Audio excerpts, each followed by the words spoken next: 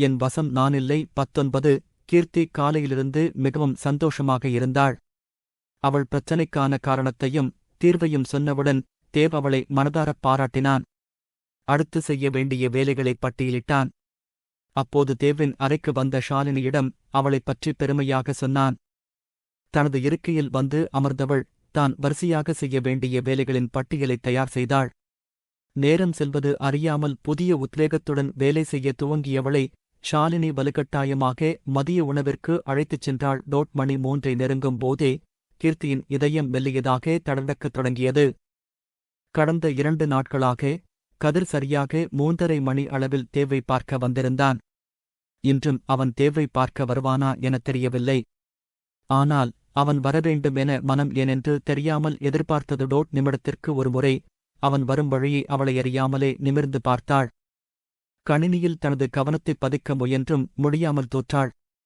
நிமிடங்கள் செல்ல செல்ல இதயம் தடதக்கும் ஒலி காதில் ட்ரம்ஸ் அடிப்பதைப் போல கேட்டது.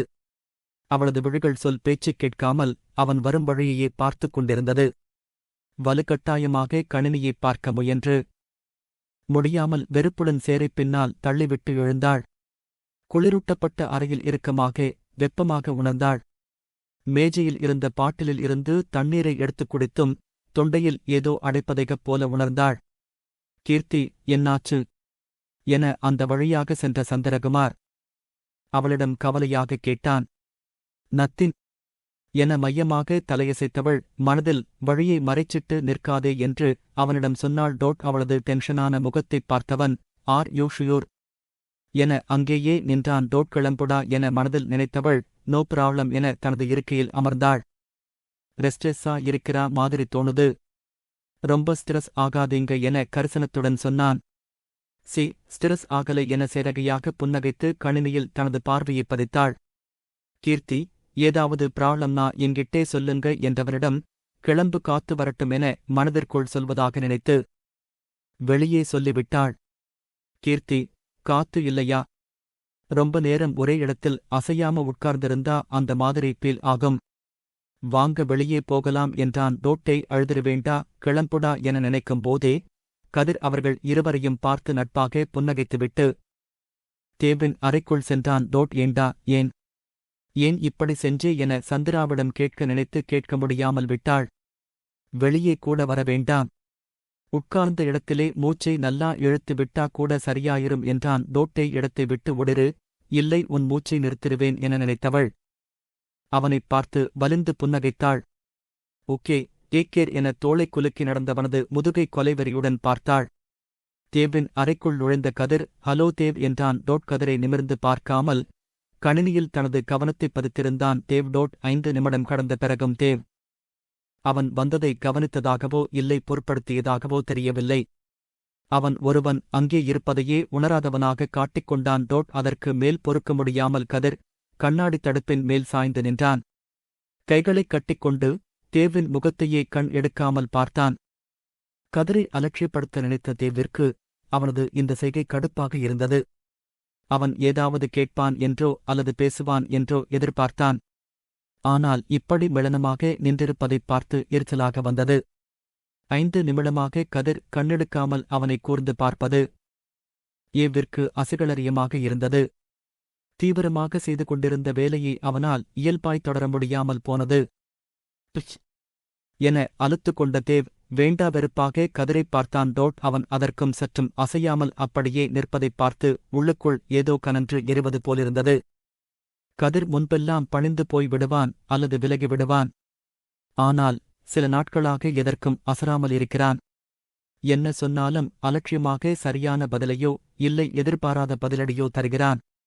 என்ன கதிர் என கடுப்பாகக் கேட்டான் தேவ். அதே இடத்தில் அப்படியே சாய்ந்து நின்று தேவ், நீதான் சொல்லணும் என்றான் அமர்த்தலாக கதிர். எதை சொல்லணும் என கைகளை மேலே தூக்கி முறுக்கியபடி கேட்டான் தேவ். தேவ், நான் எதுக்காக இங்கே வந்திருக்கேன் என நிதானமாகக் கேட்டான். தோளைக் குலுக்கிய தேவ், எனக்கு எப்படி தெரியும்?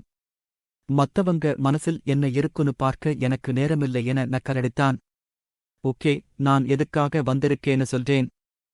என் சிரண் தேவை 3 வருஷத்திற்கு முன்னால தொலைச்சிட்டேன். சாரி, நான் தொலைக்கலை, அவன் காணாம போயிட்டான். அவனைத் தேடிதான் வந்தேன், இங்கே இருக்கானா என ஆழ்ந்த குரலில் கேடடான். தேவின் நெற்றியில் குறுக்கு வாட்டில் ஒடிய ஒரு பச்சை நரம்பு இறுகி தளர்ந்தது. தாடை எலும்புகள் நீண்டு அடுத்த நொடி குறுகின. தொண்டைக்குழி மேலே ஏறி இறங்கியது. உலர்ந்த உதட்டை தனது நாவினால் ஈரப்படுத்தியவன் எதையோ சொல்ல முயன்று கடைசி நொடியில் நிறுத்தினான். ஆழ்ந்த மூச்சு எடுத்துவிட்டு தன்னை தளர்த்தியவன் சுழல் நாற்காலியில் தலையை பின் பக்கம் சரித்து அமர்ந்து கதிரை இமயசைக்காமல் பார்த்தான். உன் பிறண்ட செத்துட்டான் கதிர் என தனது கண்களை விலக்காமல் சொன்னான். இல்லை, அவன் செத்துப் போகலை, உயிரோடு தான் இருக்கான் என்றான் அழுத்தமாக கதிர். அவன் உயிரோடு இல்லை என சொல்லிவிட்டு கதிரைக் கூர்மையாகப் பார்த்தான் தேவ். என் ஃபிரண்ட் உயிரோடு தான் இருக்கான். எனக்கு நல்லா தெரியும். அவனுக்கு ஏதாவது ஆகியிருந்தா எனக்கு இங்கே தெரியும் என தனது இதயத்தைத் தொட்டுக் காண்பித்தான். ஒரு நொடிக்கும் குறைவாக தேவின் கண்களில் கூர்மையான வலி வந்து மறைந்தது. தனது பார்வையை கணினி பக்கம் திருப்பினான். ஓகே, இன்னிக்கும் ஒரு முன்னேற்றமும் இல்லை, ப்ராஜெக்ட் அப்படியே தான் இருக்குன்னு கஸ்டமரிடம் சொல்லிடறேன் என கதவருகே சென்றான் கதிர்.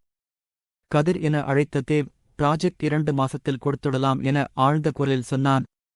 கிரேட், நீ முடிச்சிருவேன்னு எனக்குத் தெரியும் என அமர்த்தலாக சொல்லிவிட்டு வெளியே சென்றான் கதிர். கடவுளே, தேவின் அறையிலிருந்து கதிர் திரும்பி வரும்போது எந்த பூனையும் கரடியும் நடுவில் வரக்கூடாது என வேண்டினாள் கீர்த்தி. தேவின் அறை கதவு திறக்கும் சத்தம் கேட்டதும் பார்க்கக்கூடாது என தன்னை கட்டுப்படுத்தியும் முடியாமல் திரும்பி பார்த்தாள் கீர்த்தி. அவள் திரும்பி பார்த்த அதே மணிதுளியில் அவனும் அவளை நிமிர்ந்து பார்த்தான். பார்வையை விலக்கிக் கொள்ள நினைத்தும் முடியாமல் தவித்தாள். அவளைப் பார்த்ததும் இயல்பாக மலர்ந்த முகத்துடன் அருகே வந்த கதிர் ஆய் என சிரித்தான். சிரிக்காதே, சிரிக்காதே, சிரிப்பாலே மயக்காதே என அவளுக்குள் பிஜும்பொடியது. ஹலோ என மெதுவே முணுமுணுத்தவள் உதட்டில் உறைந்த சிரிப்பை எப்படி மறைப்பது என யோசித்தாள். என்ன கண்டுபிடிச்சிட்டிங்க போலிருக்கு என கண்கள் மின்னக் கேட்டான். எஸ் என பெருமையாக சொன்னவளை நம்ப முடியாமல் பார்த்தாள். நிஜமா, நீங்களே கண்டுபிடிச்சிங்களா என தனது கீழ் உதட்டைப் பற்களால் கடித்தபடி கேட்டான். ஆமாம் என சொன்னவள் தலையசைத்து மறுத்தாள். எஸ் ஆர் நோ என சிரித்தபடி கேட்டான். கடவுளே, இவனிடம் உளராமல் என்னை காப்பாற்று என மனதில் வேண்டினாள். அவனிடம் பொய் சொல்ல மனம் வராமல் சந்திராதான் கண்டுபிடிச்சார் என மெதுவாக சொன்னாள். நான் உங்களைத் தானே கண்டுபிடிக்க சொன்னேன் என திடீரென்று அழுத்தமாக ஒலித்தது கதிரின் குரல். கதிரின் முகம் இறுக்கமாக இருக்க கண்களில் மட்டும் லேசாக ஒளி தெரிந்தது. இல்லை, 4 மணி நேரம் திரை செஞ்சேன். ஆனா கண்டுபிடிக்க முடியலை, அதுதான் சந்திராவை ஹெல்ப்பேட்டேன் என தலை குனிந்தாள். பாஸ் சொன்னா அது மாதிரி தான் செய்யணும் என்று தெரியாதா என கடுமையான குரலில் கேட்டான். தேவ் கிட்டே தான் கேட்கலாம்னு முதலில் நினைச்சேன் என கீர்த்தி சொன்னவுடன் கதிர் தன்னை அடக்க முடியாமல் வா என எரிச்சலாக கேட்டான். பாவனா சொன்னது சரிதான், தேவிற்கும் இவனுக்கும் ஏதோ பிரச்சனை என நினைத்தவள், இல்லை, அவருக்கு டென்னிகலா எல்லா விஷயமும் தெரியும், அதுதான் என உளறி எரியும் நெருப்பில் பெட்ரோலை ஊற்றினாள். முதல் முறையாக தனது வாழ்க்கையில் பொறாமை என்றால் எப்படி இருக்கும் என்பதை உணர்ந்தான் கதிர். ஓகே, உனக்கு ஹெல்ப் செஞ்சது நானா தேவா என அவன் கோபமாக கேட்டவுடன் அவளுக்குள் ஏதோ சொல்லத் தெரியாத பய உணர்வு தோன்றியது. அவன் சீயு என்பதை எப்படி மறந்தோம் என தன்னையே திட்டிக் கொண்டாள்.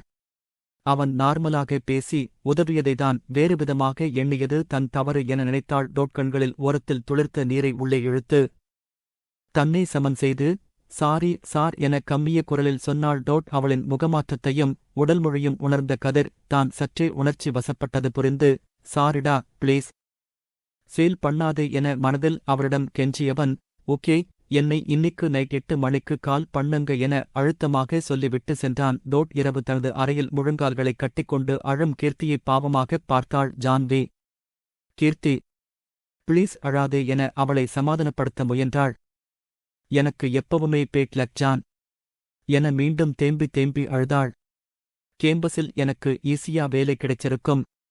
ஆனா அப்போ இருந்த சூழ்நிலையால கிடைக்கலை. இந்த வேலை எனக்கு கஷ்டப்பட்டு கிடைச்சது. நல்ல திறமைசாலி என்று ஆபீஸில் ஷார்ட் டைமில் பேர் வாங்கினேன். அதனால் தேவ்கிட்ட ஒர்க் செய்ய சொன்னாங்க. ஆனா கடைசியில் இப்படி நடந்துருச்சு என கண்ணீர் விட்டாள். இப்போ என்ன நடந்தது என ஆயாசமாகப் பார்த்தாள் ஜான்வி. கதிரை முன்னாடி தெரியுங்கிறதால கொஞ்சம் அதிகப்படியா பேசிட்டேன். அவருக்குச் சட்டென்று கோபம் வந்துருச்சு.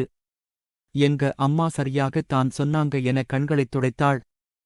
அத்தை என்ன சொன்னாங்க என அவள் அருகே உட்கார்ந்தாள் ஜான்வி. நம்ம நிலையில் இருக்கிறவங்களோட தான் பழகணும். பெரிய இடத்திலே இருக்கிறவங்க கிட்ட பழகக்கூடாது.